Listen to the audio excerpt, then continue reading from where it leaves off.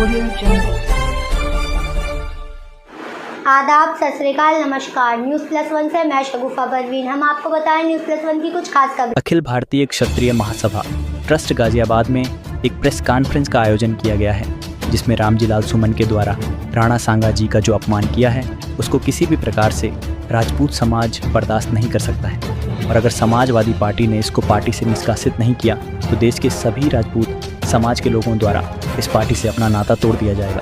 और आने वाली 13 अप्रैल को गाजियाबाद के वसुंधरा सेक्टर 10 हिंदू नव वर्ष और चक्रवर्ती सम्राट विक्रमादित्य जी की जयंती के अवसर पर एक विशाल प्रोग्राम का आयोजन किया जाएगा। आपने सभी ने देखा है, न्यूज़ मीडिया वगैरह में चल रहा है, रामजी लाल सुमन द्वारा हमारे जो राणा सांगा जी के लिए जिस तरीके के अपशब्द बोले गए हैं उस पे आप पूरे देश में देख ही रहे होंगे। काफ़ी लंबे समय से एक आप सबने देखा है कि होता क्या कि ये लोग निजी राजनीति के लिए लेते हैं बीच में, और जब भी कुछ होता है तो लाके महाराणा प्रताप या जो भी हमारे पूर्वज हैं उनके पास ला जाके उन चीज़ों को घुमाते रहते हैं और उन्हीं को अब सब बोल के और ये सारी सिस्टम को डाइवर्ट करते रहते हैं। अभी भी जो रामजी लाल सुमन ने कहा वो मतलब प्रोटेक्ट कर रहा है, वो बीजेपी को प्रोटेक्ट कर रहा है, लेकिन लाया बीच में किसको?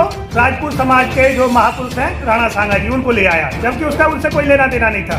बात बाबर की चल रही है, बात इब्राहिम लोदी की चल रही है, बात राणा सांगा तक आ जाती है। और वो क्या कर रहा है कि भाई इब्राहिम लोदी को लाने के लिए और राणा सांगा ने और बाबर का साथ दिया, जो कि कहीं भी किसी भी तरीके से सही नहीं है। आप सब जानते हैं, इतिहास की किताब आप सबने पढ़ी है कि इब्राहिम लोदी को राणा सांगा ने कई बार युद्ध में हराया, बाबर को कई बार युद्ध में हराया। सारे आपके पास साक्ष्य हैं, इतिहास की बुक्स अवेलेबल है, सब कुछ है। लेकिन ये जो लोग अनपढ़ लोग, जाहिल लोग, जिनको न तो इतिहास की जानकारी है न पढ़े लिखे हैं, ये केवल और केवल एक राजनीति के चलते उसका फायदा मिलने के बाद राज्यसभा सांसद नॉमिनेट होके और समाजवादी पार्टी के माध्यम से ये राज्यसभा सांसद चले जाते हैं, राज्यसभा में चले जाते हैं। और जो भी नॉमिनेट किया जाता है उसके पर्पज ये होता है कि विद्वान लोगों को, मतलब देखिए, एक तो होता है वोट के माध्यम से जीत के जाना, एक राज्यसभा के द्वारा जो जीत के जाते हैं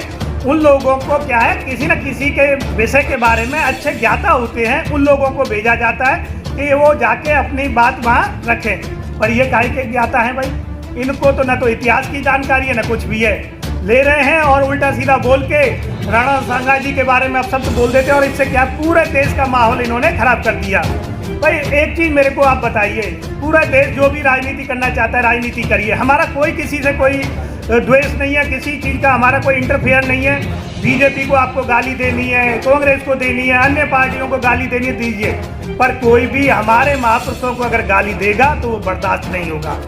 अगर देखिए रामजी लाल सुमन ये सोच रहा है कि अब मैंने राणा सांगा को अपशब्द बोल के और पॉपुलैरिटी ले ली है, तो वो गलतफहमी में है। अब इसके अंजाम समाजवादी पार्टी को और रामजी लाल सुमन दोनों को भुगतने हैं। देखिए, एक तो मैं समाजवादी पार्टी को मुखिया अखिलेश जी को भी आप के माध्यम से अवगत कराना चाहता हूं कि अगर आपने ऐसे इंसान के विरुद्ध एक्शन नहीं लिया तो ये आपकी पार्टी वैसे ही आज कहीं नहीं दिखाई दे रही, ना के बराबर है, और ये भी पूरी तरीके से ख़त्म हो जाएगी। तो आपको सबसे पहले ऐसे आदमी को पार्टी से निष्कासित करना चाहिए। और रामजी लाल सुमन के साथ जो होना है वो तो रामजी लाल सुमन को देखना है। हो सकता है कि जूते भी पड़े, हो सकता है कि उसके साथ मारपीट भी हो सकता है जान भी चली जाए, कुछ भी नहीं कहा जा सकता कि क्या हो जाए। क्योंकि देखिए, आप किसी भी ऐसे आदमी को छेड़ रहे हो जिसका किसी भी राजनीति से दूर दूर तक कोई लेन देना नहीं है। तो आप मीडिया के माध्यम से अपना ये दिखाना चाहते हैं कि भाई आप जो भी लोग कर रहे हैं राजनीतिक माध्यम से, आप आए दिन जिस तरीके से हमारे महापुरुषों पे उंगली उठाते हैं वो हम कतई बर्दाश्त नहीं करेंगे। और अगर ये चीज़ें रेगुलर चलती रही तो उस जो अपनी सामाजिक सौहार्दता खराब होगी उसके जिम्मेदार ये सब लोग होंगे। भारत की जो सरकार है, बीजेपी की सरकार है, उनको इमीडिएट इस पर संज्ञान लेना चाहिए। और जो वहाँ पे स्पीकर महोदय थे, सभापति महोदय थे, उनको इनकी सदस्यता निरस्त करनी चाहिए। क्योंकि ऐसा आदमी जो जानता है कि संविधान के अंतर्गत सब चीज़ लिखी हुई है कि संसद में आपको किन विषय पे बोलना है, किस विषय पे नहीं बोलना है, उसको यही एहसास नहीं है।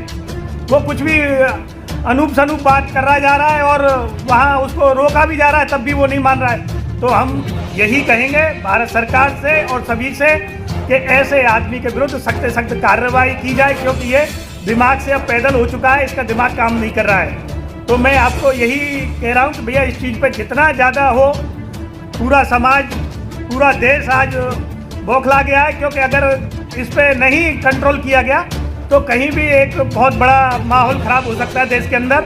तो उन चीज़ों को लेके हमारा सोच ये है कि इस पर तुरंत कार्रवाई की जाए।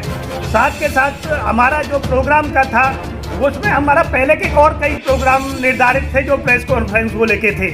हम खुद भी एक 13 अप्रैल को विक्रमादित्य जयंती का आयोजन कर रहे हैं हिंदू नव वर्ष के अवसर पे, जो कि यहीं वसुंधरा सेक्टर 10 में आयोजित की जाएगी। इसमें करीबन ये NCR के करीबन 4-5 हज़ार लोग इकट्ठा होंगे। तो उसको लेके भी हमारा ये प्रेस कॉन्फ्रेंस थी। तो वो हम कहना चाहते हैं कि भाई जो भी हमारा NCR के लोग हैं उसमें ज़्यादा से ज़्यादा आए। मैं और एक चीज़ जो कुछ मुद्दों पे जो संस्था ये काम कर रही है उसमें है EWS आरक्षण एक ऐसा आरक्षण है कि जो सरकार ने दिया तो गरीब सवर्ण को है, लेकिन उसका पूरी तरीके से फ़ायदा नहीं मिल पा रहा है। इसमें क्या है कि जैसे राजस्थान में सवर्ण के लिए जिस तरीके के सुधार की ज़रूरत थी EWS में, वो आरक्षण में सुधार किया गया। हमारा प्रयास यही है कि जैसे राजस्थान सरकार ने किया उसी तरीके से देश की सभी सरकारें उसमें सुधार करें। जिस तरीके से उसमें आवासीय प्लॉटों की सीमा डाली गई है, उसमें क्या 100 वर्ग 200 वर्ग हद बात बोली है। इस पर जितना भी जो है इसका विरोध किया जाए तो थोड़ा है, और पूरे देश में बड़ा तड़ाव वाल है राजपूतों में। इसके पीछे कुछ हो सकता है, ये भी जरूरी कहना चाहता हूँ आपसे। मैं अगले से मांग करता हूँ कि ऐसे आदमी में तो दो जूत मार के ऐसे पार्टी से बाहर कर देना चाहिए। ये विशेष जाति बोलता है, ऐसा नहीं बोलना चाहिए किसी जाति के लिए। सब जाति जो है सब समझ जाति होती है। और एक बात करूँगा मैं आरक्षण के लिए, ये आरक्षण जो चलता है, यह मैं इसकी मांग करता हूँ कि आरक्षण खत्म होना चाहिए। आरक्षण होना चाहिए तो होना चाहिए जाति के आधार पर होना चाहिए। जो गरीब आदमी है उसको होना चाहिए। अब मान लो कोई SC IS है तो उसे क्या जरूरत है आरक्षण की? कोई SC IS है तो क्या जरूरत है उसे आरक्षण की? आरक्षण तो है केवल गरीबों के लिए होना चाहिए। रईस होगी जो अच्छा रईस होता है उसका आरक्षण मिल जाता, गरीब रह जाता है बेचारा। आर्थिक आधार पर आरक्षण, भाई जो आर्थिक आधार है उस पर आरक्षण होना चाहिए ना। हमने अपने दादी में देखा है, अब नहीं कहना चाहिए हमें कि मंत्री थे उन्होंने आरक्षण लिया और जो गरीब वो बेचारे रह गए। तो मैं यह मांग करता हूँ गवर्नमेंट से कि आर्थिक आधार पर जो आरक्षण होना चाहिए, यह आरक्षण खत्म कर देना चाहिए जो है, जो गरीब को तो कुछ नहीं मिल पाता।